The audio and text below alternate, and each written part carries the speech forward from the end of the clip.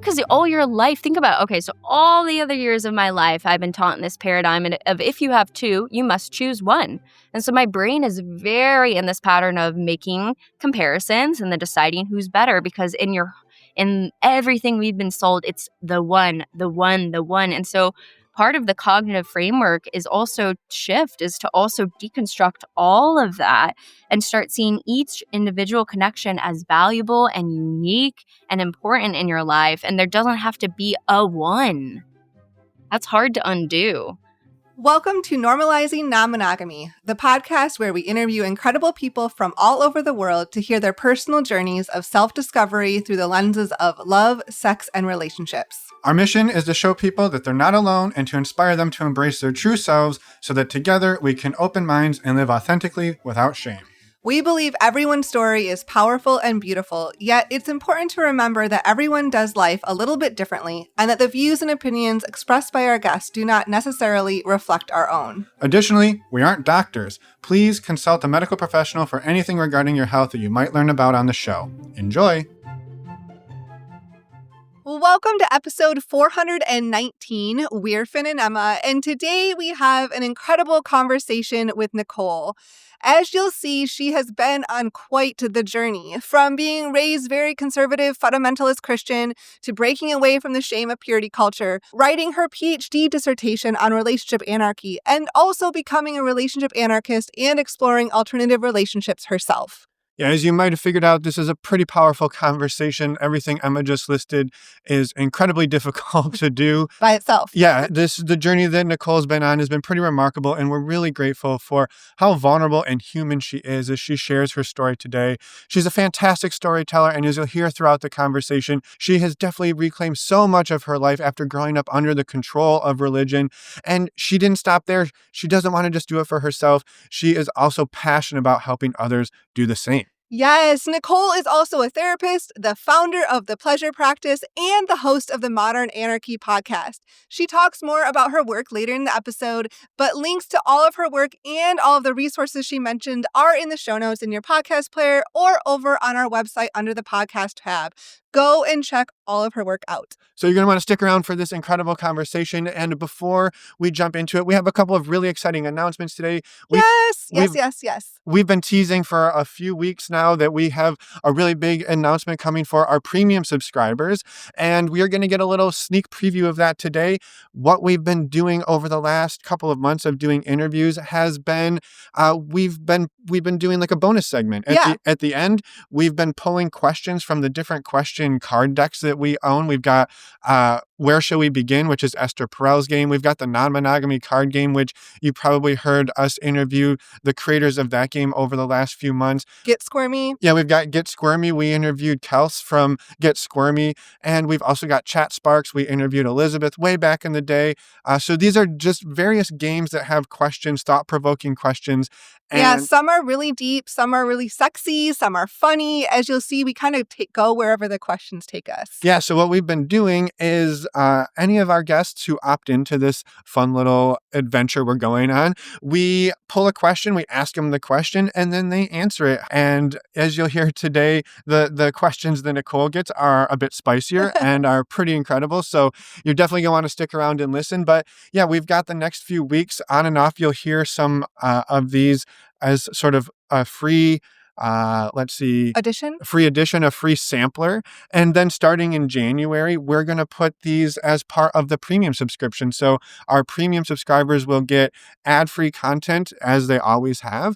And they'll also get these 10-ish minute bonus segments with our guests that we I don't necessarily think we go deeper, but we go in different directions. It's just some fun extra content. So I want to be really clear that our regular weekly interviews are not changing at all. So don't worry about that. Yep. This is purely bonus fun for you. Yes. And thank you so much to Nicole for being willing to try something new for us. Stay tuned at the end of this episode, as you'll hear, to hear these questions and her answers. Yep. And so with that, we're going to jump into the interview for anybody who is a premium subscriber. And for the rest of you, we've got our regularly scheduled announcements and our regularly scheduled bonus content. Well, it's pretty irregular, but it's going to become more regular. First up, our premium subscription. You heard us just mention it. This is a way to skip these announcements up front, but don't worry, you still get important dates of upcoming events in the outro. To sign up for the premium subscription, go over to our website, normalizingnonmonogamy.com, scroll down on the homepage, and you can sign up right there for just $4 a month. And you don't just get ad-free listening. Now you're going to get the bonus content, in too. case it wasn't clear. Next up, we've got an exciting event coming up this Friday, November 21st. If you're listening to this on the day it came out, our virtual speed friendings are back. We took a little bit of a break for the summer, but we're back and we're excited to be back. Virtual speed friendings are a great way to meet like-minded people from around the world in a low-pressure and fun environment. We bring everybody together in Zoom, in a big Zoom room. We do some quick intros and container setting, and then we send you off to a breakout room with 4 or 5 people. We ask you a fun, thought-provoking question, not unlike the questions that we asked Nicole at the end of this episode. Yes, it's a really great preview. Yeah.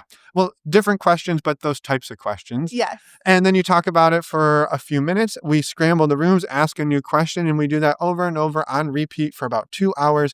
And by the end of it, you're laughing, having a great time, and you've made a whole bunch of friends. And just to be clear, anyone is welcome to these virtual speed friending events. You just must be open-minded and respectful. To sign up, go over to our website, normalizingnonmonogamy.com, click on the events tab, or you can sign up at the banner at the top of the page. And if you're like, oh, darn it, I missed the November one, don't worry, these will be back in January and you can join us then. Next up, we want to tell you all about our next in-person event. If you're not down for the Zoom meetups, we've got you covered in person as well. May 1st to the 3rd, 2026, Emma and I are going to be outside Orlando, Florida with the crew from Multi-Amory and a friend of ours, Gary Ware, who is a strategic play consultant, and we're hosting an event called Relationship Recess. We talked about it at great length a few weeks ago, so if you want to go listen to that, or you can scroll back a few weeks and you'll see a bonus episode that we put out on a Monday that's about 5 minutes long that we talk about the event with Multi-Amory as well. So there's lots of places you can find information. If you land on our website, there'll be a pop-up in your face. There's information all over.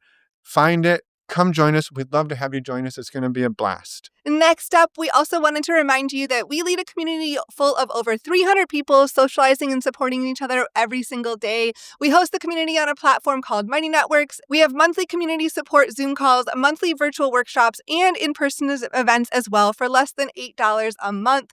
Our next monthly workshop is going to be in January. That's going to be January 15th with Marsha Bazinski on why you don't know what you want and how to find out. So we would love to have you come join us. Again, you can find out more information about the community over on our website, normalizingnonmonogamy.com. Click on the community tab. And really quick, just to be extra crystal clear, because we just threw a whole lot at you in this intro, we've got coming up this Friday, virtual speed friending. That's open to everybody. You do not have to be a member of the community. Then in May, we've got Relationship Recess. That's an in-person event. Again, that's open to everybody. You do not need to be a member of our community. Then we have our community, which you do have to be a member of the community. And that also gives you access to a monthly workshop, which the next one is coming up on January 15th. One other thing I will throw out there that you get as a perk of being a member of our virtual community is you also get access to the premium subscription that we were talking about earlier. So yes, if you for were free, like included. Included, right. So if you were thinking, damn, I want the community and the premium subscription, well, you get them both if you sign up for the community. But if you don't really want all the community stuff, you just want the bonus content and the ad-free listening, you can go sign up for the premium subscription and you get that and nothing else. No fuss. And finally, we wanted to remind you all about our favorite way to get tested for STIs. It is stdcheck.com. You also hear us talk about this often, like every single week. It is the service that Finn and I use. We've been using it for years. It is fast and efficient and discreet. To save $10, use the links on our website over on the resources tab, and you get to save $10, making a 10-panel test only $129, and you support the podcast. So thank you in advance for using those links. And best of all, actually, you get to know your sexual health status. Yep, and just to reiterate, as Emma said, we've used this service for years and we absolutely love it. Otherwise, we wouldn't tell you about it. And just based on the number of people who are using this service, we think they love it as well. So thank you again to everybody who's used it, and thank you to you who is about to go use it. And last but not least, a reminder, please reach out to us. Send us a voicemail, send us an email over on the Contact Us tab of our website. We would love to have you reach out to us if you want to be a guest on the show or if you have any questions or comments for us. Yep. But definitely we want you to come on the show and share your story. Yes, come share your story just like Nicole. Yes, incredible stories like this don't happen without you reaching out to us. So we'll expect that. We'll be waiting by our email inbox, and you get to enjoy this episode. Yes, let's go and talk with Nicole. Welcome to the podcast, Nicole. We're excited to chat today. Well, people don't necessarily know this, but now they do. It's the weekend of Labor Day here in the U.S., so we're just chilling. It's a Saturday. It's a Saturday. We're ready to have a fun, laid-back conversation. Welcome to the podcast. So delighted to be here, and hello to all of your listeners. I'm excited to see what we chat about today. Yeah, us too. We're excited to hear your story a bit more. And maybe just to kick us off, maybe if you don't mind introducing yourself for anyone who's not familiar with Nicole. Yeah. Hello, my name is Nicole. I am a human. I always like to lead with that. And In the world of AI, yeah. Yeah, exactly. Real human, makes mistakes, always growing and learning, right? Yes. I am a cat mother. She's sitting right next to me now, Fat Cat, my little black cat. I'm also a therapist. I'm a host of Modern Anarchy podcast, where I explore sex, relationships, and liberation, and my work with psychedelic-assisted psychotherapy. And so, yeah, I help people step into the most embodied, radical, empowered version of themselves in their sex and relationships life. And I find that work to be deeply political. And so I wrote my dissertation on relationship anarchy. It was the first research study on that. And so I got really deep into what it means to deconstruct all of the power structures that are impacting our relationships today. Yeah. Wow, amazing. Well, I'm Yeah. excited to dig into your work a bit more in a bit, but I'm curious for you today as it stands, what does your relationship structure look like? Yeah, so I am a relationship anarchist. And for me, what that means is I take a lot of intentionality into all of my relationships, the platonic, the romantic, the sexual, and try to see how we all have multiple relationships and how can I really attune to each one and follow the unique intimacy of each one. And so I do have multiple sexual and romantic partners, and these are partnerships I've had of multiple years, and I do build lots of different loving ways of connecting that aren't sexual. And I find that intimacy to be just as important and essential in my community. And so, yeah, that's how I see my relationship structures. And so happy to go into anything that is sparking for the two of you around that. Yes. Yeah.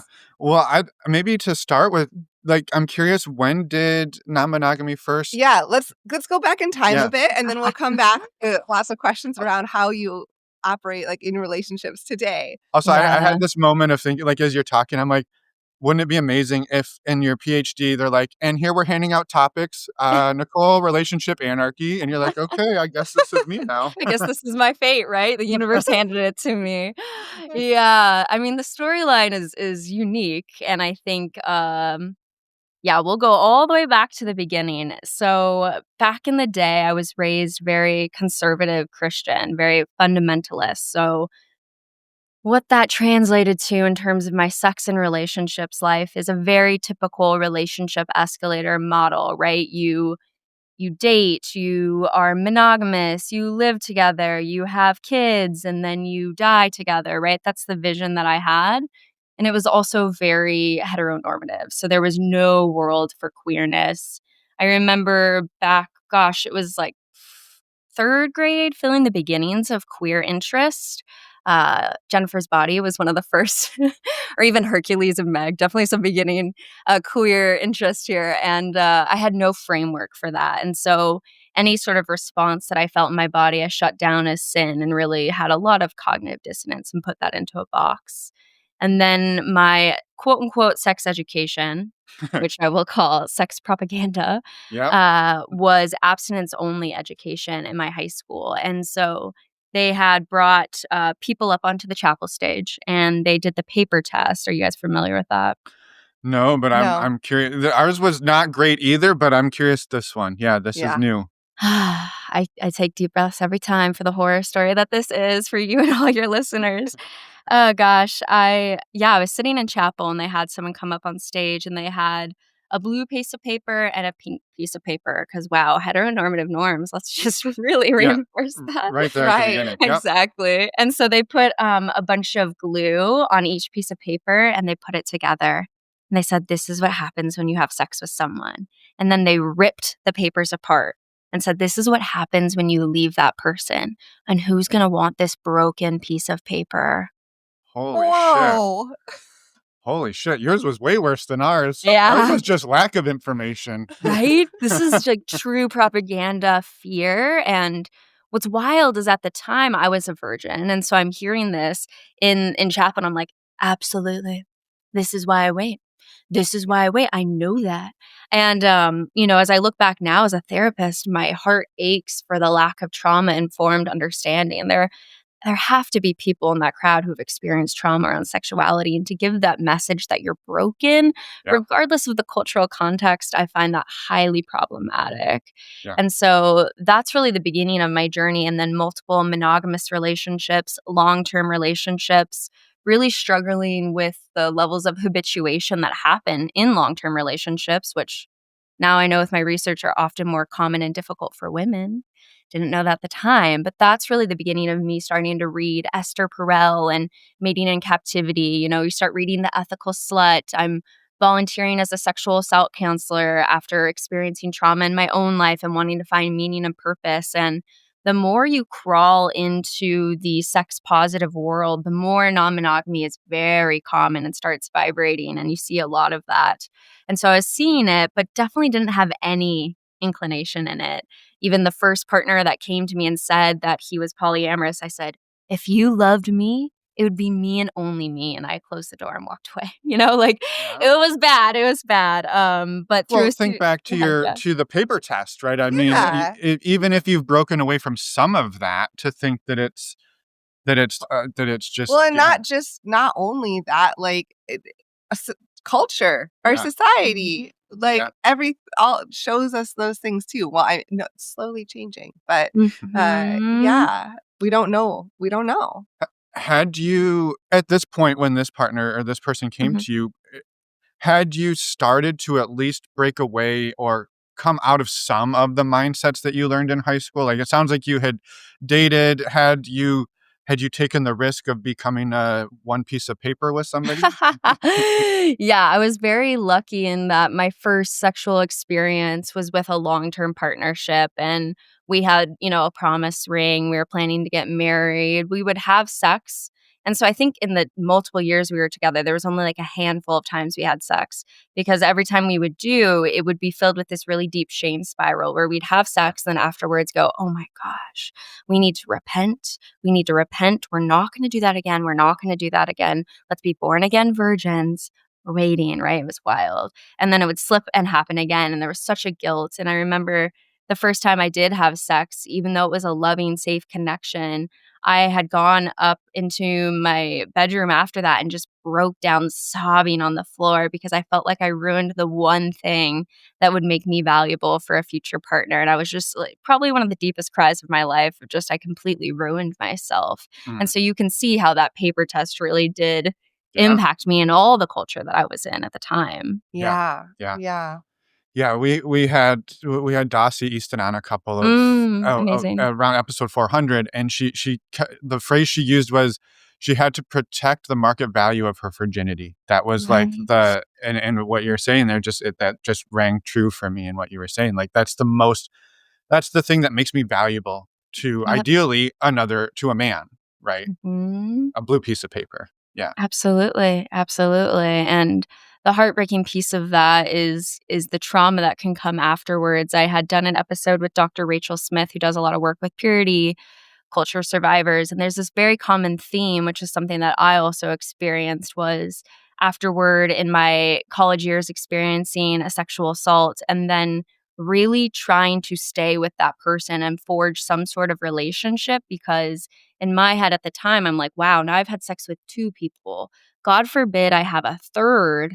I'm even less valuable. I'm even more damaged. Another paper, I'm just going to be even more shredded, right? And so there was a really big piece of me of like, this person treated me poorly, but let me try and work with them and make this work and make this work, right? Which is so heartbreaking when you look back on it. It was very validating to hear that I'm not the only purity culture survivor who has done exactly that. Like you were saying, like there's a value there, and each person felt like it was taking me lower. So even a trauma, you're like, let me try and salvage this. Yeah. Yeah. It's better to be in an abusive relationship than it is to have left an abusive relationship. Yes. Yeah. That's so fucked. It is, absolutely. And you Yeah. can see why the paradigm perpetuates that, which is Right. heartbreaking. Yeah. Well, Yeah. Yeah. thank you for sharing a little bit of that, Nicole. I know it's not probably the easiest or most fun to talk about. Yeah. I find a lot of empowerment in it now, because it's been many years from it. And so I'm able to embody my voice with it in a radically different way than I could at the very beginning. And that's really what brought me into therapy, because as a Christian at the time, therapy is the devil's work, like very much so. And so there were people at school who had recommended that I go to the free college counseling. I start doing that. I start volunteering as a sexual assault counselor. So I'm going to people with the ER and sitting with them. And that's when I decided I wanted to become a psychologist and go that pathway. And so, yeah, it's hard to talk about, but also the beginning of my whole journey and why I'm in this space, because I got to the field of clinical psychology and said, damn, we only talk about the trauma, and that's not the whole healing arc. The whole healing arc is getting to pleasure and play. And where is that side of the conversation? And that is still definitely lacking in the clinical psychology field for sure. Yeah. Yeah. Yeah. Yeah. Well, and I'm curious to get there in your story as well, like Yeah. to bring that part back in. But where does your story take you? So you shut the door on this guy who said, "Hey, I'm polyamorous," and you're like, "Nope, I haven't done my PhD yet, so we're not. Yeah, I'm not exactly. there." Well, yeah, so the story goes that I had this long term. I appreciate the space you're holding to really get into it and slow down. It's powerful when we hold space for that. And yeah, I had this one partnership I was in for about 3.5 years. We're hitting very common experiences of habituation, right? We're noticing tension. He ends up breaking up with me. I'm single. I find this other guy, the poly person that I'm referring to. The sex is amazing. And at this point, I'm like, wow, like I'm coming from right off a trauma to this long-term relationship and hitting issues. And now I'm in what I look back as NRE, but I didn't know that at the time. I'm like, wow, I have to stay here. Now, as that's unfolding, he says he's polyamorous. I'm like, I don't want this, but the sex is so good. So I'm really struggling here because I'm like, I want the dick. And also, I don't know how to handle this relationship thing. At the same time, my ex-boyfriend comes back to me and says, I want to date you. And I'm like, well, I'm with someone else now. You need to kind of date along with me and see how this goes. And then suddenly I find myself still having sex with the polyamorous dude and having sex with my partner, my ex-partner, and then I'm like, well, maybe you can love two people at once. What a thought. And that was like literally the beginning for me of like, okay.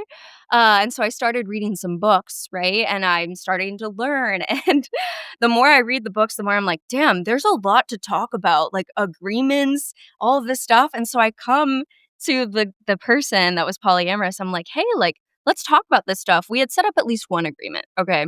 And the agreement was, if you have sex with anybody else, please let me know. Right. Have protection. Of course, we were using protection too. So that made it a little bit easier, but have protection. Let me know if there's anybody else. I'm reading the books. I come back. I'm like, there's so much to talk about. And so he's like, what do you want to know? I'm like, well, has there been anybody else? And he's like, yeah. And I was like, that was our one agreement. How long has it been? He's like, 3 months. And I'm like, dude, does she know about me? No. Does she want to be non-monogamous? No. Okay, and that was the end of that relationship and the beginning of a lot of learning, Like, that was the beginning of a lot of learning. Wow. So that's when the door really closed. The first close Yes. was sort of like I'll be back, but this one, yeah. So not really polyamory, just I don't want to talk about. I'm going to do it, but not talk about it. Yeah, and I should have known at the time. Like, when I say he said he was polyamorous, the conversation more looked like him when I was like, so do you want to be monogamous? Do you want to be together? We're having that, like, define the relationship conversation. He's like, no. I want to be like have multiple doors. I want to do this. And I'm like, so are you polyamorous? And he just nods in silence, like couldn't even verbalize it. So when I look back, the signs were all there, but you just don't know until you have the wisdom and you're like, oh, this was a bad situation. Yeah. Again, you're also in your early 20s at this time. Right? Like, so, Yep. yeah. I mean, I also give you a ton of credit though to be like, wait a minute, I've read some books and now I'm gonna like, because you're like, hey, I want the dick is good, the sex is great, exactly. I don't want this to be gone. Yep. But then to be like, hey, we're gonna go through at least a couple, and like you miss every single one of like the 3 checkpoints I asked. Like this wasn't a high bar to clear. Yes, and unfortunately, it's not the end of experiencing people withholding information in my journey and what it's mean to even heal from that in polyamorous relationships. Because, you get one person doing it a second, and then you're a little bit hurt after that and much more tender to all of that. So that's definitely a part of the whole story. Yeah. So so this guy's gone. You're Yeah. still with your ex. So now you're hooking up or having sex or back in some type of connection with your ex. So he wants to be really monogamous. That's not going to work right now. I'm experiencing a different paradigm. Yeah. I'm starting to finally explore queer connection in sobriety, right? I had in my Christian years in college, I would get wildly drunk, blackout drunk, and then make out with my sorority sisters. And then my sisters would wake up and be like, you were making out with her again. And I was like, oh no, what a bad girl. So at this point, I'm just starting to explore my queer connections in sobriety and really integrating all of that newfound information. And at that time is right when I'm starting my doctorate and I'm needing a dissertation topic. And I feel very charged by the concepts of relationship anarchy because I'm reading the books and they're talking about hierarchy and couples privilege and veto powers and what does it mean to be conscious of all the people that you're connecting with. And so when I saw the concepts of relationship anarchy and this like broader vision of community and caring to the full community, I was so lit up by that. I remember quite literally reading all these books, digesting it, like just like devouring it, like the hungry, hungry soul that I am. And then I went out skipping down the alley of my apartment building. I was like, there's so much possibility. Like I could create my own relationship structures. Like, wow, like it was really joyful at the very beginning there. Yeah, well, and such a shift from the shame, and I'm sure it doesn't just evaporate, but to see something different, to have to look at a book and be like, wow. I mean, I feel like that's what the ethical slut at least did for me. Was it was more or less a permission slip. It wasn't really a how-to. It was like, you can, like you got to figure it out, but you can. Yeah, absolutely. Yeah. So this is all sort of happening around like within a decade of like graduating high school, right? Because you went to your undergrad, there was the drunken, like try to power through the shame. Like we're gonna black the shame out. Yeah, exactly. And now you're in grad school. So like this is just a few years into really exploring it that you're like, all right, PhD thesis on relationship anarchy. Here we go. Diving in. I know, right? I felt called to something and I said yes, I love it. I do think it's interesting because I start to do my research, I start the podcast, and then I meet another partner who is a relationship anarchist, and that really took me to a whole new level, is to find community, right? And so to build that sort of partnership with someone who had the same values and perspectives, that really catapulted me into a whole new level of actually practicing this, because it's really one thing to do all the research and write a 200-page dissertation. It's a whole other thing to actually live that. Yep. Yes. Wow. Yes. Yeah. Right. Writing a thesis on swimming is different than winning all the gold medals, right? Exactly. Exactly. So I can have all the cognitive frameworks, but like you're saying, my body had to unlearn all of the years of shame. My body had to unlearn all of the years of fear of exploring something that is not the majority culture. And what does it mean if my family or friends were to hear what I'm talking about on the podcast, right? That was huge moments of stretching to really step into this. And I appreciate having the political power of a doctorate, right? Because it's a bit of credibility of I'm doing something real. It's approved by the institutions. And also there was a lot of complexity in doing that. There was people who looked at me and said, non-monogamy never works in my clinical training.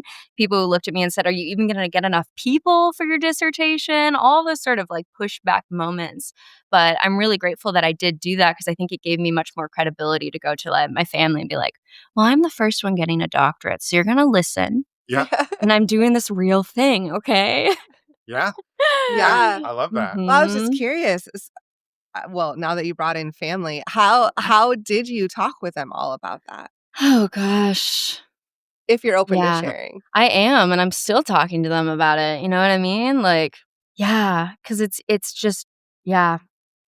I think that's one of the hardest pieces is that we are all social beings that need to be loved and cared for. And the people that raised us are some of the most important relationships in our lives and often some of the most abusive, especially in queer world where family doesn't get it. They say some of the most hurtful, wrong, problematic things. And so it's such a difficult thing to walk that I'm still always walking, to be quite frank, because um, most of my family is conservative Christian. My mom and sister are Mormon, right? So that's even more deep down the rabbit hole.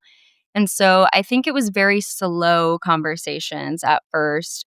I had to rip the Band-Aid off with queerness, where like I remember going to go hang out with a friend and my mom's like, well, it's not a date, right? You're not sexually interested in this person. And I'm like, you know what? I am. And if you don't want to talk to me anymore, then you can leave, and like had to get to those moments of just like really strict empowerment of, hey, I'm fine without you. If you want to be in my life, these are the requirements. You're going to accept this. And so I've definitely went into the space of a lot of acceptance, tolerance even. It's definitely harder to get to a space of celebration. And I think we're slowly edging towards that. But it's been, 5 years of really slow conversations and at times having to close the door because of the things that they have said to me that have been way, way problematic and having to just reground into safety with my community and slowly inch back forward because those are relationships I do want to keep and go through the complexities of that. I do feel that weight. Yeah. Yeah. Yeah, you don't want to slam the door for good, but also you've got to say, Hold like, this boundaries shit's too. not okay, right? Like, you Yeah. can't. Yeah, and I think it would be so easy to, and I don't want to like throw shame on anybody who does, like when the parents say, "Oh, well, is this just a friend?" and they're like, "Yeah, it's a friend," and then go Mm, on the date, right? Like, that's such a hard yes. thing to do. What you did to say, "Oh, you know what? I do wanna. I am interested," right? Like, that's hard to do. Right, absolutely. And so it makes sense that so many of us would hold that back for safety. And that's not a Mhm. weakness. That's a sign No. of empowerment to choose what you want to disclose in certain environments. There are definitely spaces in clinical psychology where I never spoke about what I was practicing or doing because I was in conservative Indiana for an internship. And that was definitely not the space to be talking about that stuff. And so you have to pick and choose your battles with that. And also, like you're saying, uphold your boundaries and protect yourself. And also give people opportunities. You have to give people that chance where you can say, hey, this is what I'm doing and see how they respond and kind of go from there and kind of gauge in terms of how they respond. Yeah. Mhm, Yeah. mhm. Yeah. And it's a dance almost of the Yes. conversations. Exactly. Exactly. Yeah. Yeah.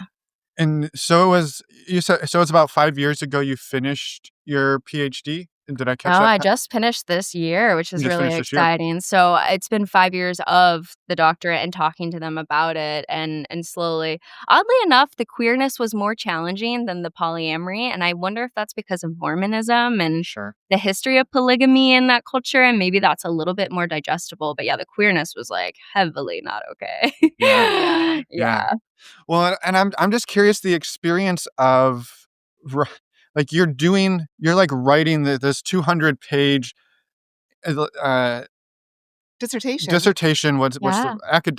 Yeah. Yes. academic Yeah. document, Yeah. Yes. and we already covered that it's not the same as doing it. I'm just curious what was the experience like writing it and then living it? Like, what Yeah, were because you you kind of doing dove along the way? into both at the same time Yeah, ish. yeah, exactly. Isn't that wild? I think I went a little crazy, and came out the other side, because it was a passion project, and I would have to process that with my dissertation chair of this is something that is so closely linked to who I am. And so every day that I was writing, it was informing me. It was not a separate thing that I was just like studying from the outside. And so my practice was really forged as I went into it. And it really, really deepened, especially when I started doing my psychedelic-assisted psychotherapy training in my third and my fourth year. That added a whole new layer because now I'm still writing the dissertation while training in psychedelics and essentially paradigm shifting with that sort Yeah. of work.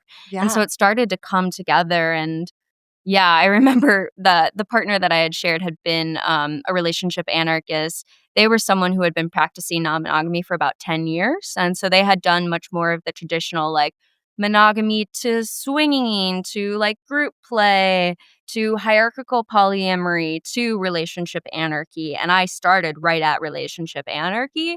And so I didn't really have like the nervous system attunement and safety work that the other path had. And so I felt like I just dropped like the highest dose of acid and said, sink or swim, have fun, bye bye. Like, whoa.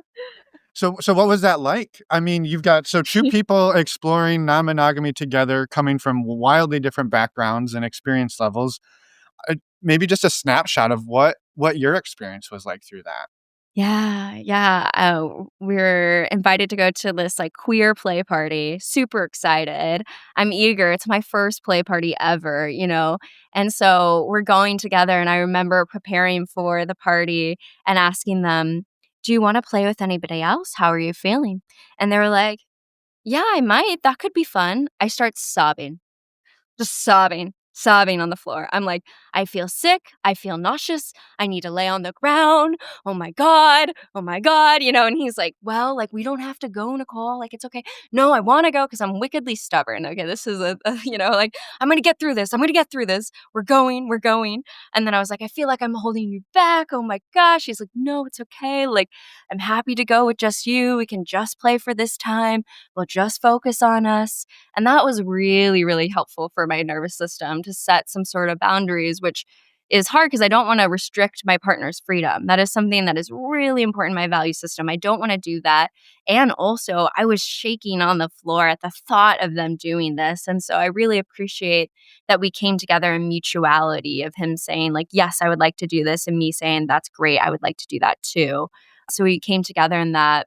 And there were other nights, though, where he had another partner. My first metamor, love them, still in deep relationship with them, even though their relationship has shifted to more platonic now. So they were my first metamor and always will be, even though that maybe that label isn't as accurate now. Yeah. But I remember like being in bed with our shared partner, and he was like, "Oh yeah, like they were over last night," and I just started again sobbing. Like, I knew that he had this partner, but the idea that she had been in the bed the night prior that I was laying in, I Yeah. just start crying. Just crying. Yeah. That does not happen now. I would like to say that for the listener. That does not happen now, but that is the difference of attunement where I'm like, cool, these ideas are so great. Like, I know them. And then when I actually hear them in relationship to me, my body would react in ways that like felt so out of control. Yeah. Mhm. Yeah. Yeah. Well, there was something else that kind of stuck out to me in your first time going to the queer play party Yeah. is I think it's easy for people who've never really heard about relationship anarchy to hear the word anarchy and think no rules, total chaos, right? Yeah. But even in that first visit, you're like, hey, let's create a container that feels good to both of us. It wasn't we're going to the the queer play party and we'll just see what happens, Yeah. right? It's Right. not anarchy in the sense of just chaos. Let's set some Mhm. expectations. Yeah. Yeah, Yeah. absolutely. And it sounds like you did that for that party. Yes, absolutely. It's about mutually coming together for things that bring both of us pleasure and joy and finding that space rather than obligation, but finding a commitment, a plan.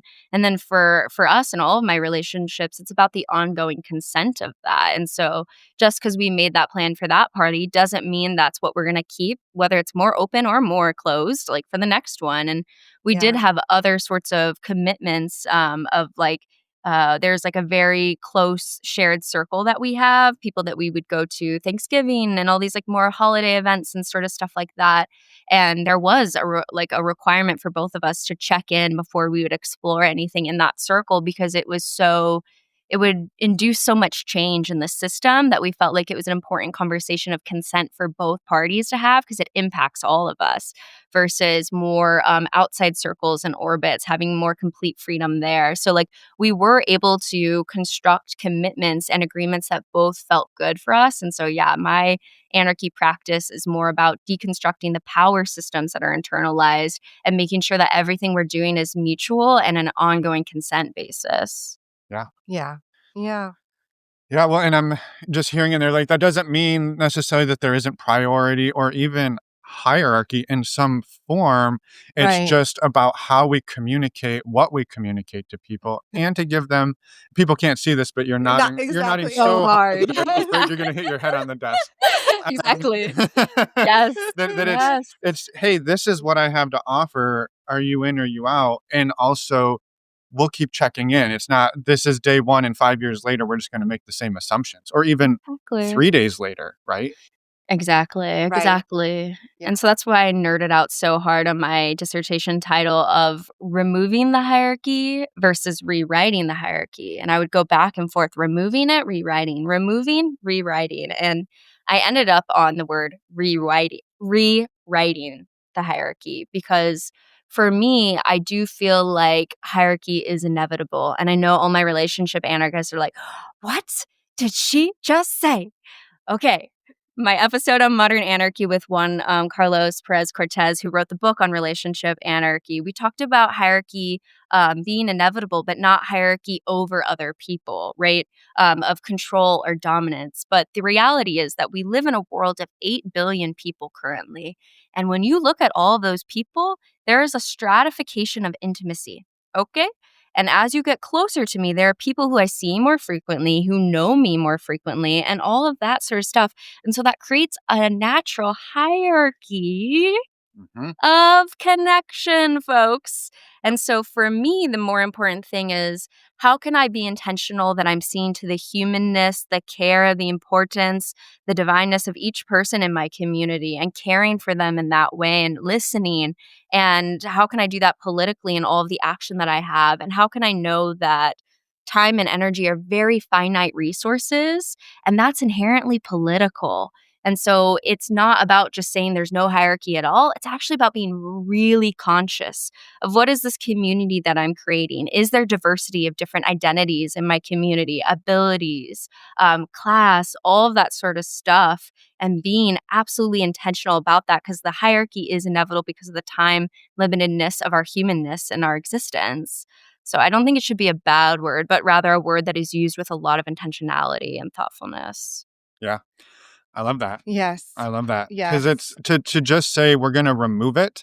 Right. I mean, And you would be working on that for 5 lifetimes, right? right. Yes. Yeah. I really appreciate that struggle you were in figuring out how to talk about it, name it. And I really love how you just reframed it and rewrote it. But Yeah. because it's Mhm. this is how human connection kind of works. And can Yes. we start there and figure out how to be a lot of it comes down to intentionality. Right, right. And there's a grief in that, right? To feel our limitedness. There's a grief in acknowledging death. There's a grief in acknowledging that I cannot be close friends with every person on this planet, okay? And so rather than avoiding that, let's look at that and be intentional to acknowledge that the time and energy we have is power in this system. And I remember at the very beginning of my relationship anarchy journey, when I was thinking about hierarchy, I was like, cool, I'm going to do this. I'm not going to use hierarchy. So that means if I have 4 sexual and romantic connections, I'm going to go 25 here, 25 here, 25 there, right? And it's like, how does that math? How do I make? Oh no! And then as I got deeper into it, I realized, wow, it's actually one of the inherent premises of relationship anarchy is that sexual and romantic connections are not more important than our platonic. And so as I started to expand this into my whole circle, I was like, how do I break this down into an 100% ratio? Yep. Oh no. oh no, you see the wheels start to turn, and I was like, okay, right, this is not how this is gonna work. And so I think that's where that deepening of the understanding of hierarchy and what it means to have more intentionality to that really powerful fire, right? That's the practice for me. Yeah. Well, and I think often in that break, when you're divvying up that time, I don't know about you, but I often forget about somebody, and that's usually myself.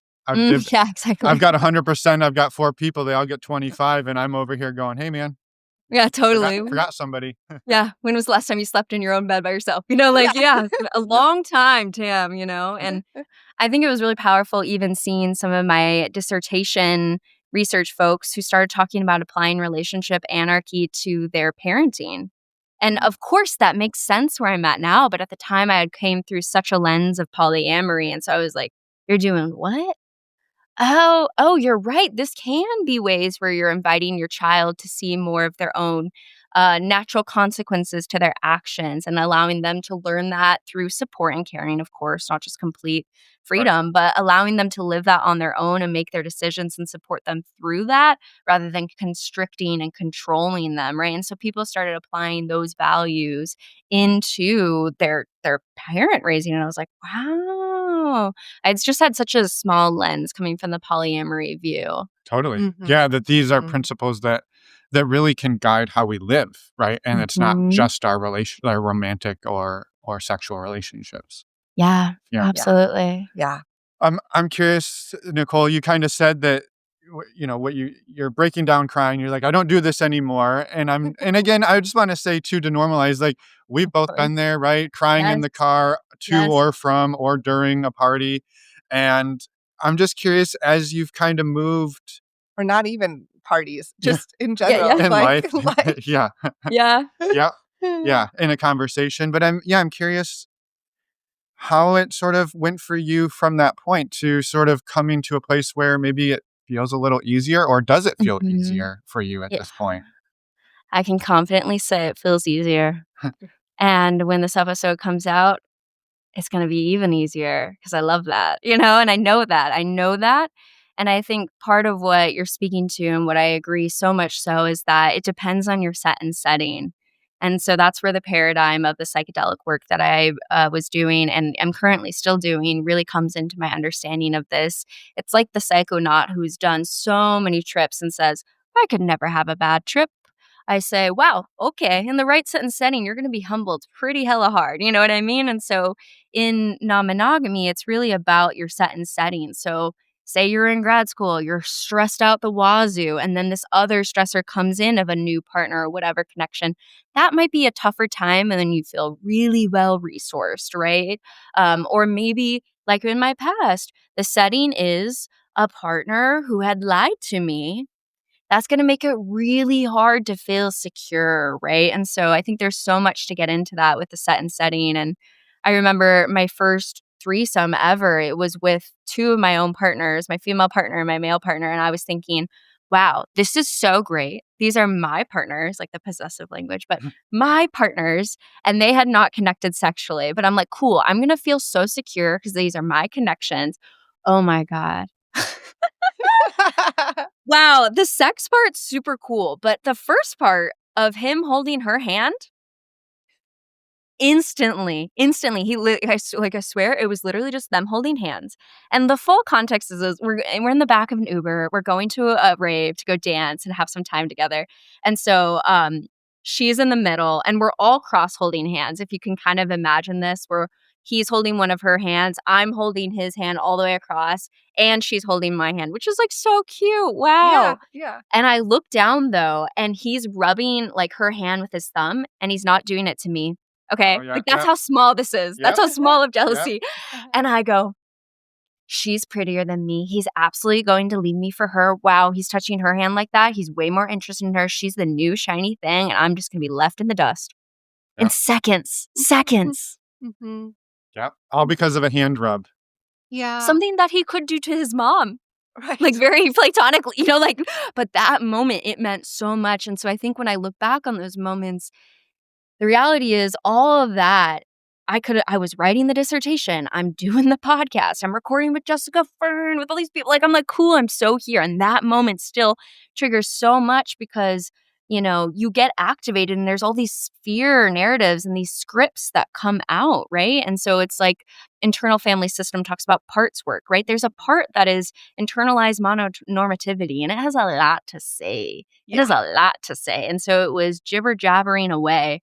And I think the most important thing is when that happens to just take a step back and always first come back to the body. This is where in my psychedelic jealousy guide that's free on my website to read, the ebook, I always talk about coming to the body first because we will never get anywhere if we try to stay in the cognitive. The reality is in that moment, I'm having all those thoughts.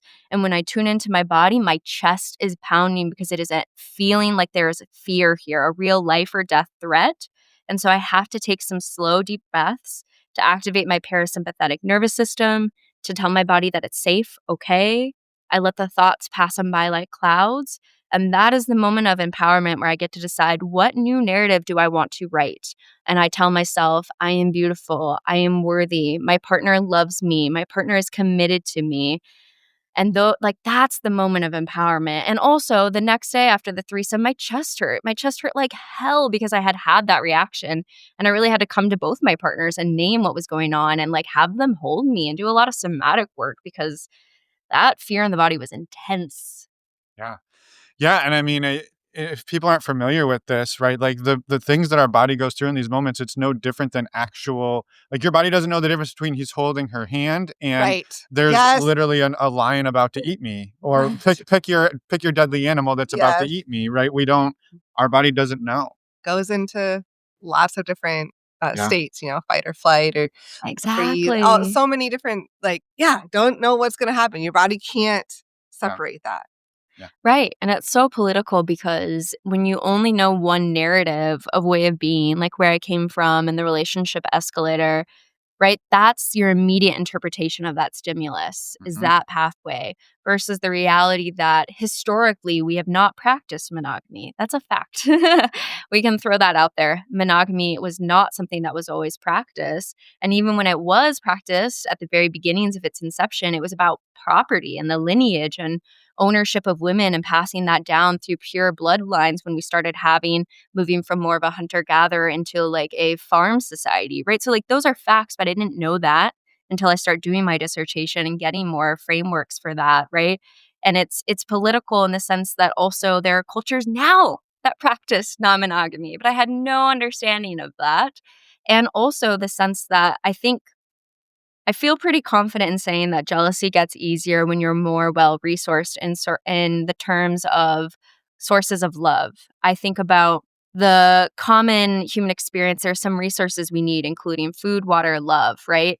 And so in this society that is so hyper-individualistic, we have so much capitalistic bullshit going on that keeps people away from relational skills and time and community. And so many of us are very isolated, and potentially some of us don't have any spaces where we can be our authentic self. And then sometimes we have one place, one romantic partner. And so that is a extremely valuable resource in a very dry desert of hyper-individualistic capitalist society. And so if you're telling me I'm going to share that one source of water in this very dry desert, fuck no. You're telling me I'm going to share that? Absolutely not. And so the reality is, as you start to form more rivers of flowing love into your ecosystem, it gets much easier to share, right?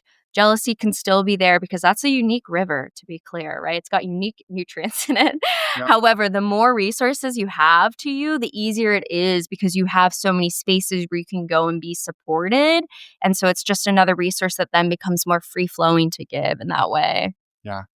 Yeah. And I love this because I think to me, the translation here is find community, build community, right? Maybe this is something we often tell people when they're going down this path of non-monogamy is that to me, the first relationships to be building are friends and support system that you can do exactly what you're saying. That way, when you meet somebody, you're like, oh, I love this person. I'm excited. I've got the NRE and something goes awry.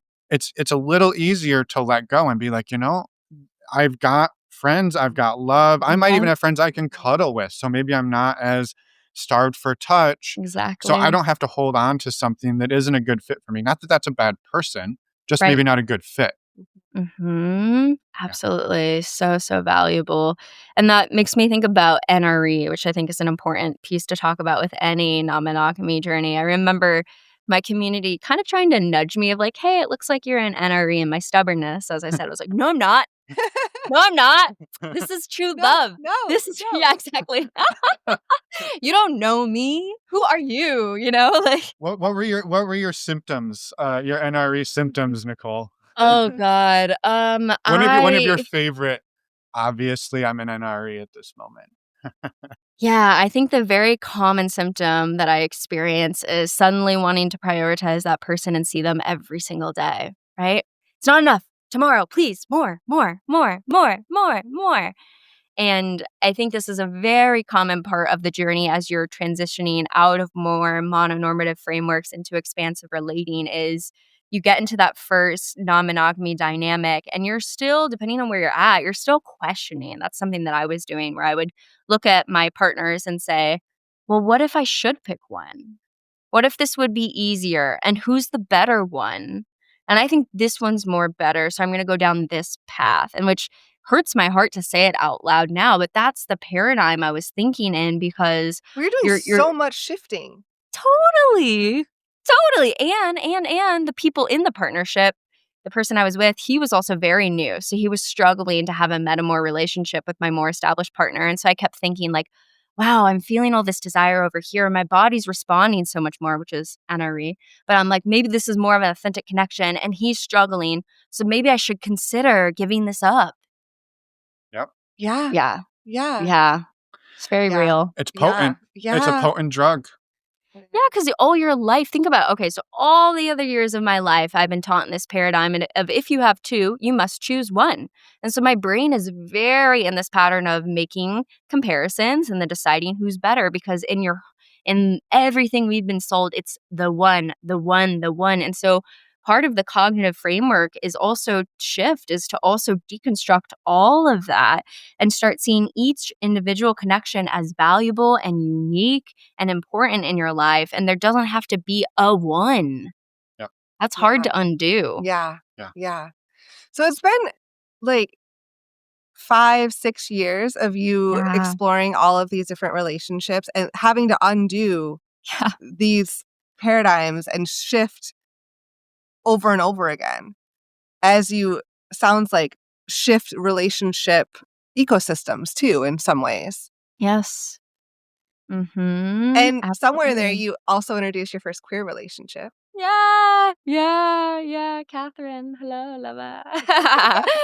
Yes, so grateful for her. And there have been other people along the way that have also been really informative that have ebbed and flows between spaces of more platonic and romantic connection. And I appreciate that clarity. And yeah, my queer relationships have been such a space of empowerment. I feel so radical.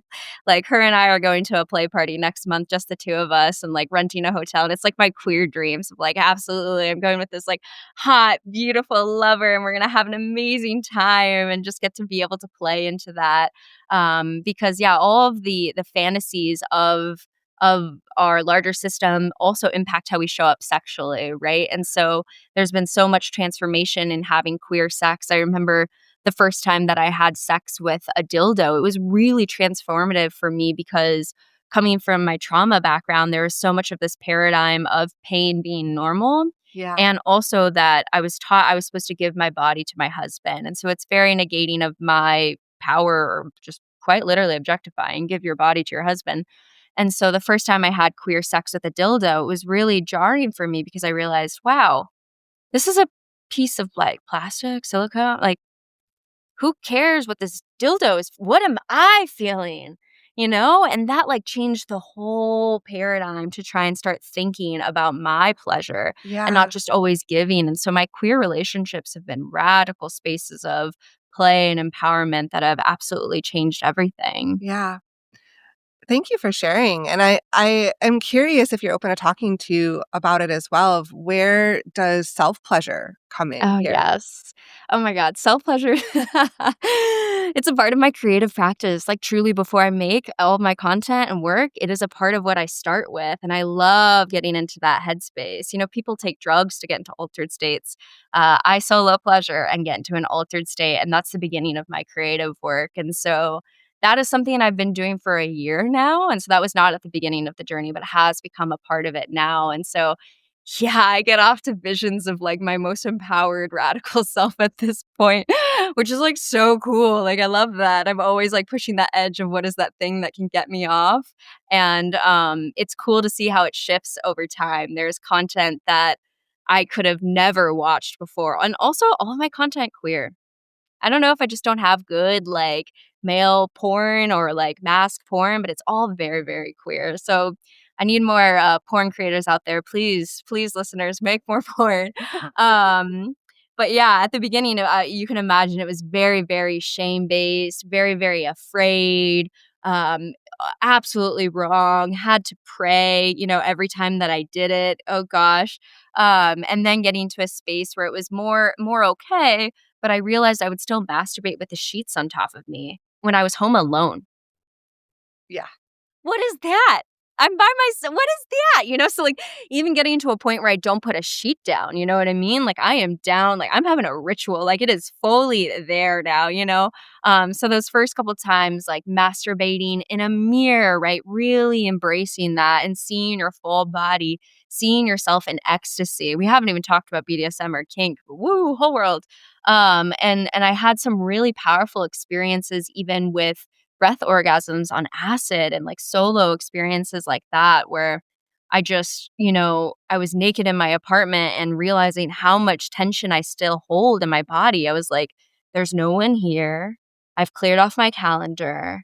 Why do I still feel afraid? And so to like really release like a level of tension I think I was holding and like move orgasmically through breath and have that level of connection. Yeah, yeah, I highly recommend everyone that I work with in the pleasure practice to develop their own solo pleasure relationship because it's essential to your creativity, right? And I think we have to obviously know that porn is entertainment and not education. So when we watch like an intense car scene and they go through fire, we don't go like, cool, I'm going to drive down the highway like that. You know what I mean? Like we get that. So, but it's a really great place to like explore fantasies and learn about yourself and say like, could I see myself in this scene? Hell yeah, I could. Right. And that's so powerful. Yeah. Yeah. Yeah. I'm struck by the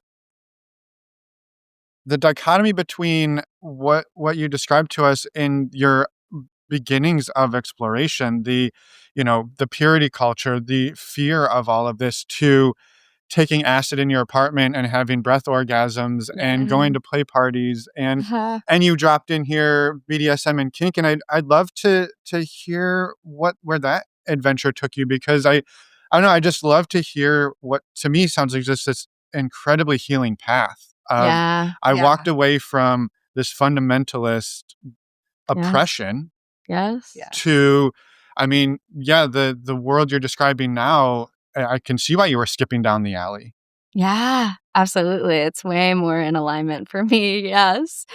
The first sort of BDSM kink that I really got into, I would jokingly say, is Christianity, right? Because I was told I was supposed to submit to my husband. Yeah, he's Yeah. at the head of the household. Wow, dad. Like, okay. So and we can also caveat that with saying that's not BDSM and kink because it was non-consensual, right? I wasn't taught another world. So I didn't get to consent into that paradigm. It was just what I was raised in. But I think the beginnings of it might, Mhm. be there. Yeah, the idea. Yeah. Yeah, exactly. And so the first time I was with my long-term relationship anarchist partner and he called me a good girl, my pussy dripped like just crazy. And I think it was that moment where I'm in such a deep sexual state and someone's telling me that I'm good. And Yeah. of course, it's a male partner too. So I have a lot to unlearn around that too, and power dynamics. So it is just charged. And there's grief in the fact that it's not charged like that anymore. Because what we're erotically, in tune with and alive about can change over time, which is a beautiful process. And there's also grief because like I truly can't get off to that same word in the same way anymore. So you keep moving through it and finding the things that do that.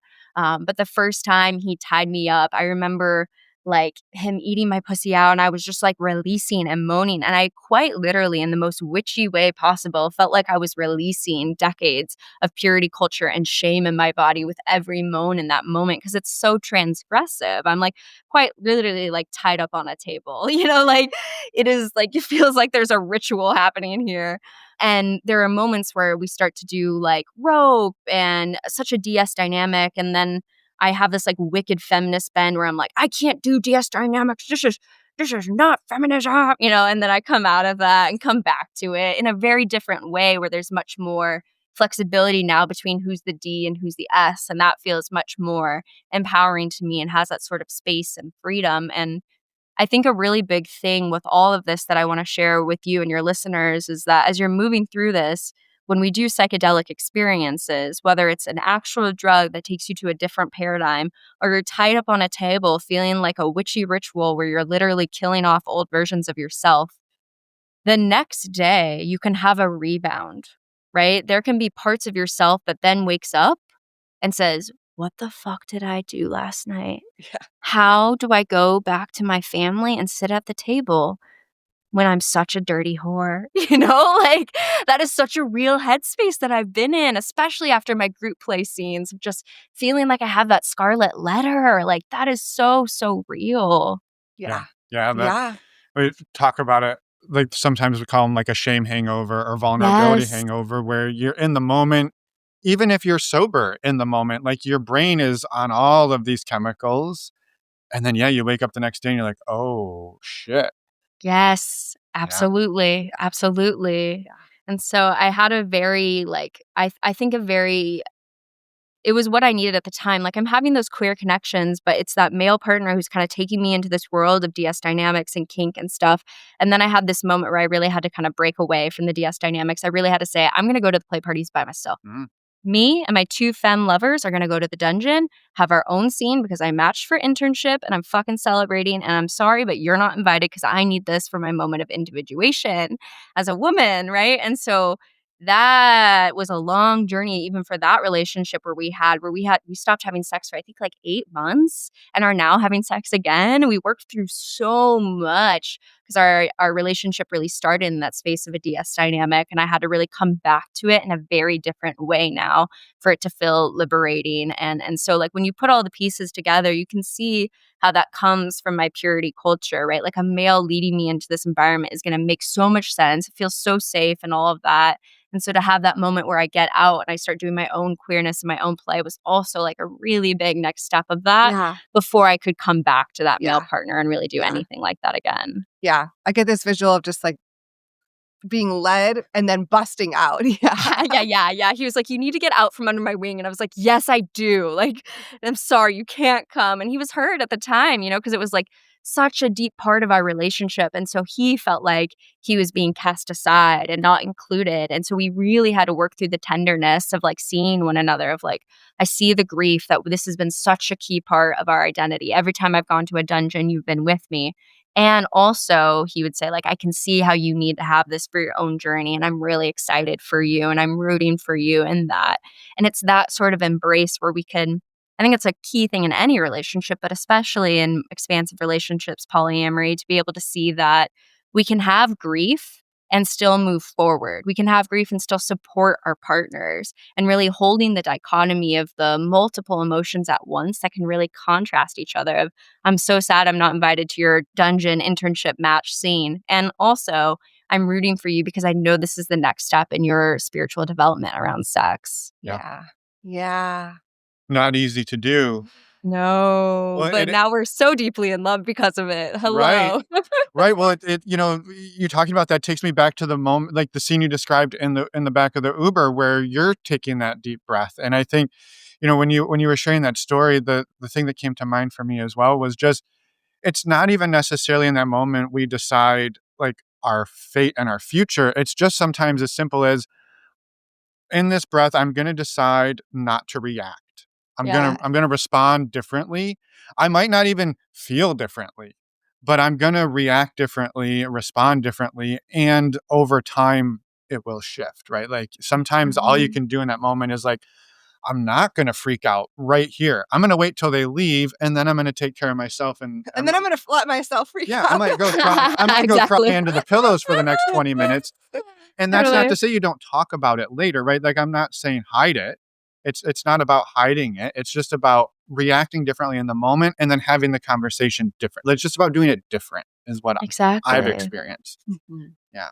Yeah, which is a huge space of empowerment to know that we're not defined by that initial reaction, right? We're defined by the actions afterwards. And so to know that space of empowerment where you can take the deep breath. And I would often say to my partners, hey, I'm having a reaction. I don't want to be attached to it.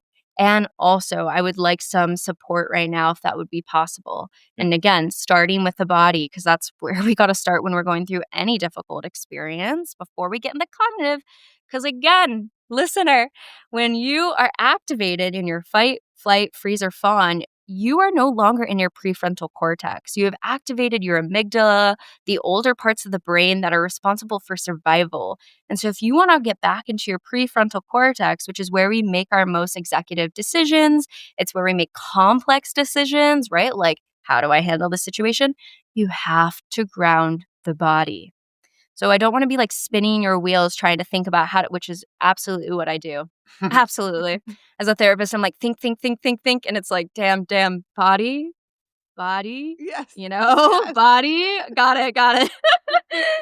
So I feel like that's such a big piece of it. And I think there was even a bigger transition too when I started having non-monogamy in community, like stable communities. I'm a rock climber. And so there was a lot of like cross relationships in that. And that's a whole trip in itself. And I feel like one of the biggest things I've learned through that is truly that the sluttier I get, the more open, dripping, ready, and fucking turned on, the slower I'm moving these days. Lots of vetting. Yeah. Yeah. Lots of vetting. Yes. Yes. I'm nodding because I'm experiencing, well, Yeah. so I wouldn't say exactly similar, but I'm just curious for you. What is like the motivation behind this, or even just how did this come to be? Yeah, I think how that came to be through like again my stubbornness of no one can tell me what to do until I walk through the fire myself and get burned a little and say, wow, okay, this is a community space where I'm going to see people for years. Because at least in Chicago, there's like 2 prominent, really big rock climbing walls. So you got one or the other, so it's, yeah. So you're going to see them for years. And so wanting to be very intentional about where is this person at? How new are they to this paradigm? And not to say that there's anything wrong with being new, but we do need to acknowledge that it's a different paradigm, especially like you can hear from me, even in my story, right?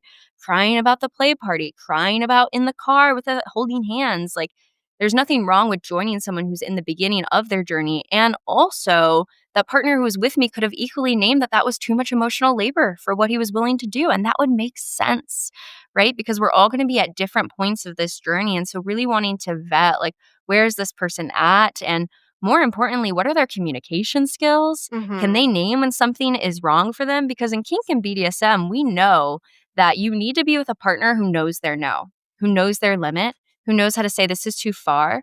And even in any other relationship, even friends, I need to know that this person can say no, that they say, I need this to change. This is not working for me. And so how can I vet that before I get into deep play with people that I'm going to be in community with? Because if they don't have those skills and things get complicated, there's going to be some big ruptures. And I really don't want to go through that. And so you learn that a few times and realize, okay, I'm really going to move with slow intentionality because there's so many webs of people that are connected to that and therefore more impact. And so you really need to move with intentionally. Pick a play at a party, completely different conversation that we're having about safety and conversations, consent, all of that. But like when you're in community, that's a much more complex web to start being intentional about. Yes. Yeah. And I think that it's relatable and important for so many, like for most people out there. Like you most people live in a community that you have to navigate in.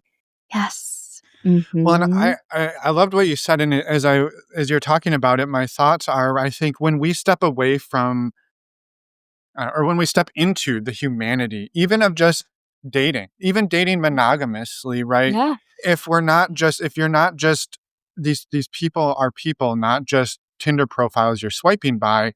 To me, this is a I'm going to say a better way. It's definitely a better way for me. I know that for myself at this point because it's whether or not I want to see this person again. I want to make sure that when we part ways, we're both feeling pretty good about it. That's not to say Mhm. somebody's not like, oh, bummed or even has hurt feelings, but Right. that we haven't like fucked each other up. I Right. think is what comes to mind is like, how do we do this without fucking each other up? And to me right Mhm. now, where I'm at, that's going really slow and being like, okay, Yes. we can have these conversations. Maybe we have them 5 times. Maybe we go on 20 dates before we even get to, sex or pleasure because that's just what feels right here. And maybe somebody else that moves a little faster and you're like, oh, yeah, they seem to have the framework and we seem to be on the same page. We could still be wrong and we could still, Yeah. we could still mess each other up, but it just feels a little different. So that slowness just really landed. I was like, damn, yeah, that's really relatable right Yeah. now in my world is like going really slow. And it sometimes I know it probably feels tedious to people on the other end. And it's like, yeah, I don't know. But I feel like But there we're could be so much Yeah. juiciness and yeah. fun in that slowness Absolutely. Yep. too. Yep. Like that, Mhm. yeah, that's what's Yeah. exciting to me. We Think love tea. Go ahead, yeah. yeah, no, I think that as you say that, like that's part of it too, is I enjoy the conversation. So they're almost as good as what comes after. And so I'm like, it for Right. me to just hang in the conversation about it is really easy to do. Yeah, it's a form of tease, right? And so you get even more turned on as you go through that. And a big part of play and pleasure is safety. And so you're building that safety slowly, methodically, right? And so, yeah, you're able to go to much more transformative spaces. And if there is conflict, to be able to work through that, because it's inevitable. I shouldn't say if, when there's conflict, humans, right? Rupture and repair, we work through that and we have the foundation to be able to transform our relationship, maybe reorient. If it's sexual and then doesn't work, can we go back to a platonic space without it being this like really community devastating experience, right? All of that Mhm. is really important. And I think again in my stubbornness, I wanted to move so fast because I was feral, like extremely feral. And I think that often the narrative is around like a men and mask presenting folks having that feralness of wanting it, wanting it. And I'm just here to say, like, my pussy will be dripping for something like that, craving it so intensely. And through time, there's a part of me that through that gender imbalance in terms of narrative, I felt like, wow, it's really empowering for me to act on that because that's not the narrative we have of Mhm. women. Yeah. And like it is empowering. And also, let's go back to safety and slowing down, right? So like I now like have that reaction and like to simmer in it more. And like you're saying, the more you simmer in it, the more time that you do spend in that space. Because there's only one journey of getting to have that first sort of time with that person. And of course, then after that, there are continual firsts because each day you're a new person, right? Yeah. That's so true. But also there's a level of habituation that happens with any sort of partnership. Yeah. Yeah. I really thought that having multiple partnerships would remove that. The answer is no. You No. can hit habituation in 4 plus different partnerships. Yeah. That's a lifelong lesson, right? I was like, Polly's gonna fix this? No. But you really simmer in that and you can enjoy more of the taste when you're present with it, you know? Yeah. Yeah. Yeah. What it also brings to mind too, I think, I'm curious if this lands for you, is as we figure out and learn new parts of ourselves, and I don't want this to seem like we're more evolved and better and all of that, but just like as we start to shed the shame and go to a more vulnerable place, Yeah. like you said, like your body's reacting, you feel it. But then there's also this element of if I'm really going to go there, it actually needs to feel safe. Like the initial Mhm. bodily reaction versus what I'm really going to experience, they might not be in alignment if you don't actually Yeah. slow down. Because in order to really go there, it took a long time to get here, right? You didn't get to this place today No. overnight. And I think that Right. translates to I don't get to that place with another person necessarily over dinner. No. And I think the BDSM and kink community can speak to that, the importance of consent conversations and going slow and not doing that full limit, scene at the very first time. And so there's that establishment within the queer community and the kink community of the importance of that slowness. And so I think that's a lesson that we all kind of walk through. We have that moment where we learn a little bit more each time we go down the spiral. And yeah, it's very slow steps, and I'm still slow stepping towards the most radical vision of empowerment. For me right now, the shame is coming, or I don't know if we want to use shame, but fear is coming from this experience that's coming up where one of my partners made an art show, and his mom is flying in, and my other male partner's mom would like to see the show, and the idea of them all meeting.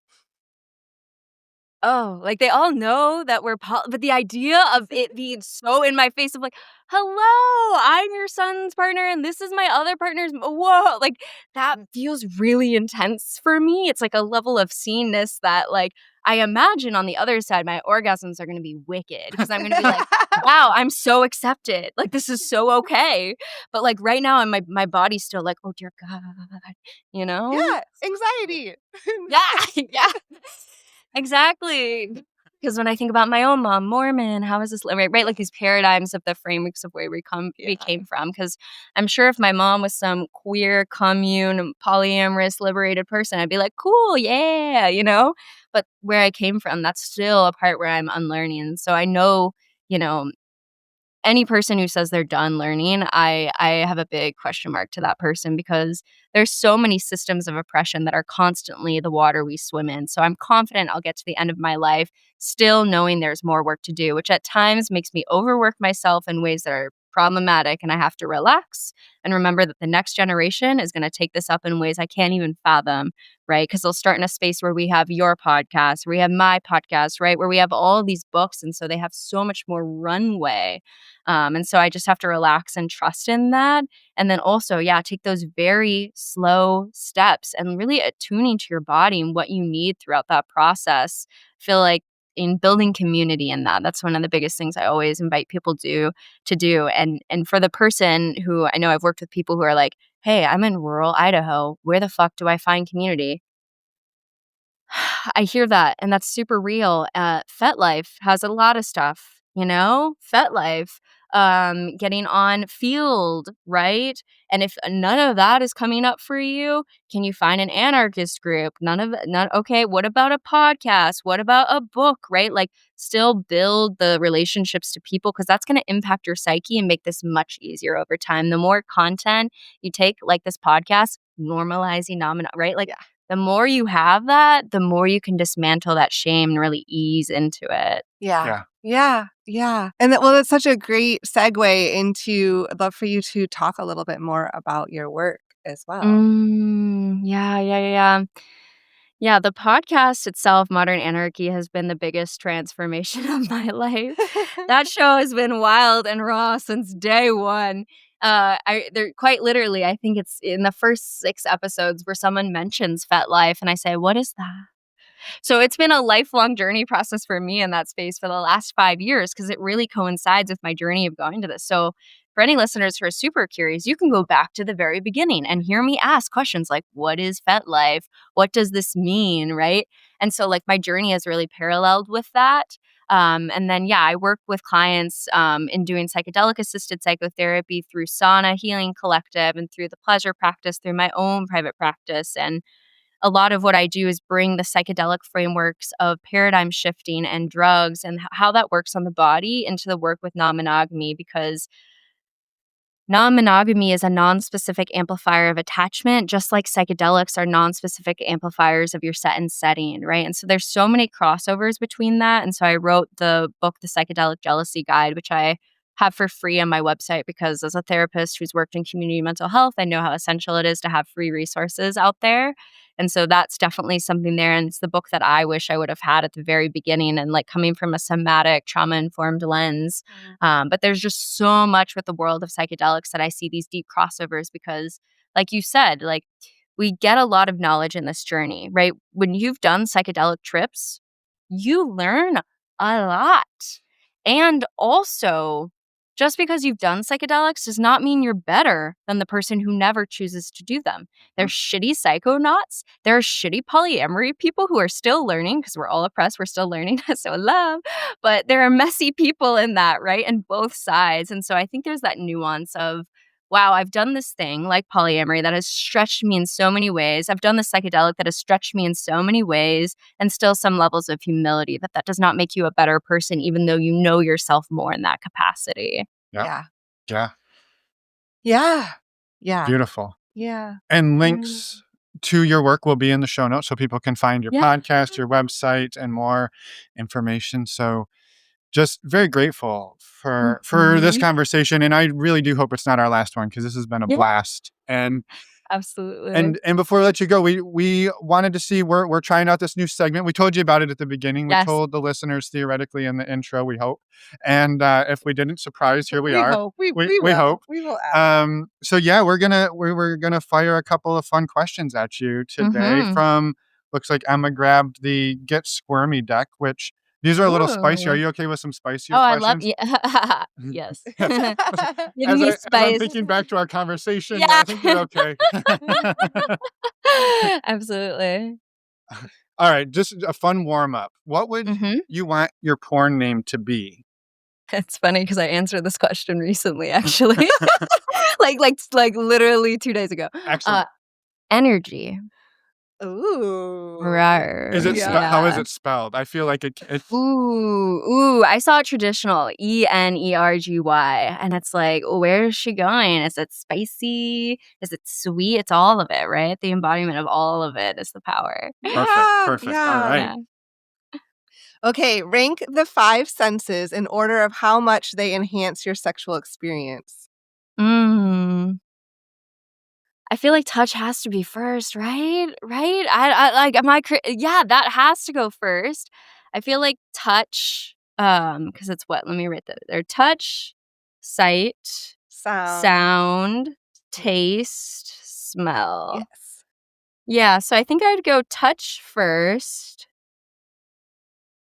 Taste. Let's go taste. Number 2. I was playing a deck that was a sex deck, kind of like this, and it was spit or swallow, and I was like, what about spit, swallow, or linger? Hello. What about, you know what I mean? Like, where's exactly.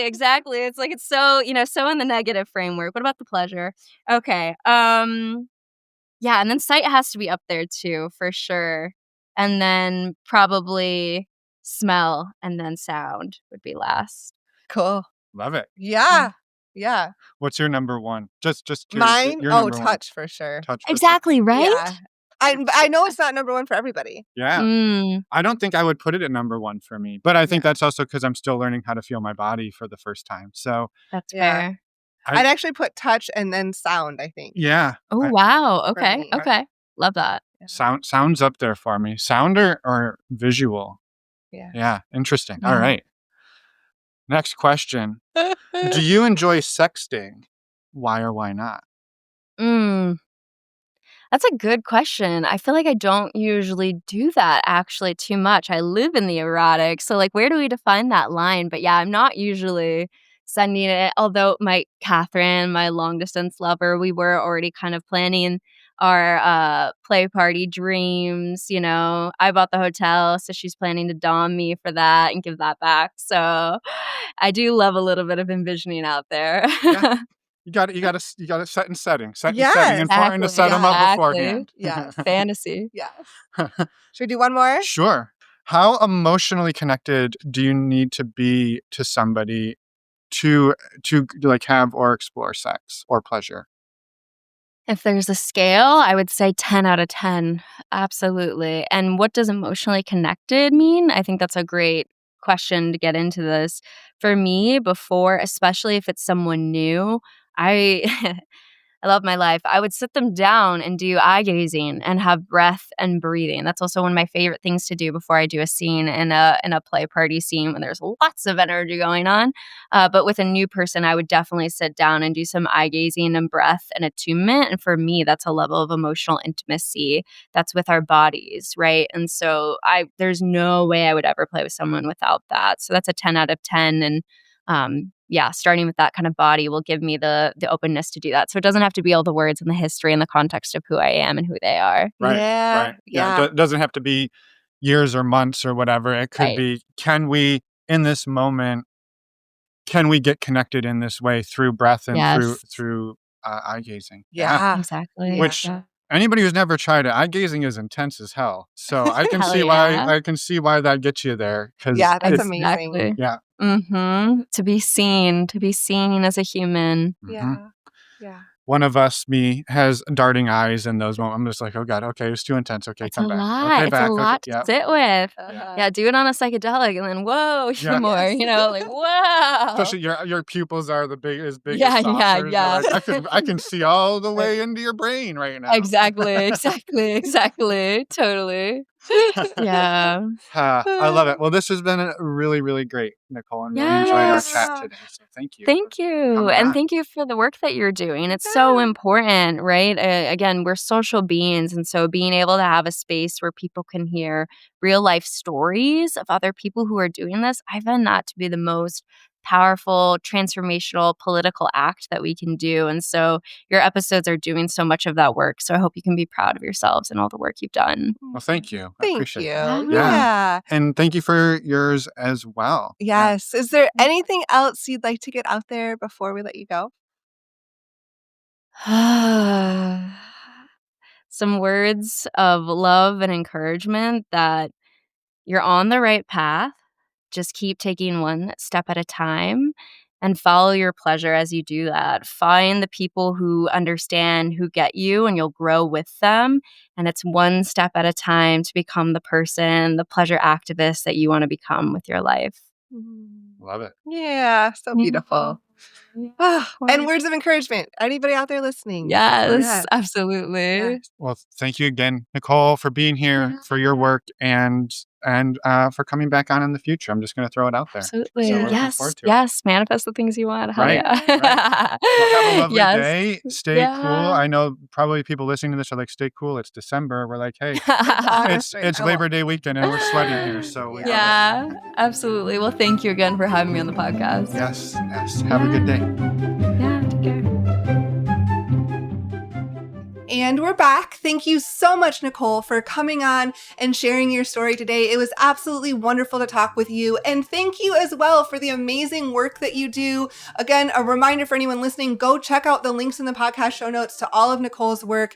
And definitely thank you for answering the bonus questions that we asked you to. Yeah, thank you from my side as well for coming on, sharing your story, and for being a beta tester for this new segment we're giving a whirl. And a reminder to listeners, if you want more of these fun bonus type questions, there's going to be a lot more coming starting in January. We'll be previewing them over the next few weeks, but they're coming for sure in January. And to get more of that, you sign up for the premium subscription, or you can join our virtual community, which also gives you access to the premium subscription. So you can find out more of how to join on the homepage of our website at normalizingnonmonogamy.com. We also wanted to remind you of a couple of upcoming dates. That is the first one, our virtual speed friending event is coming back this Friday. That's November 21st. You can sign up over on our website at the banner at the top of the page. If you miss this one, don't worry, they will be back in January.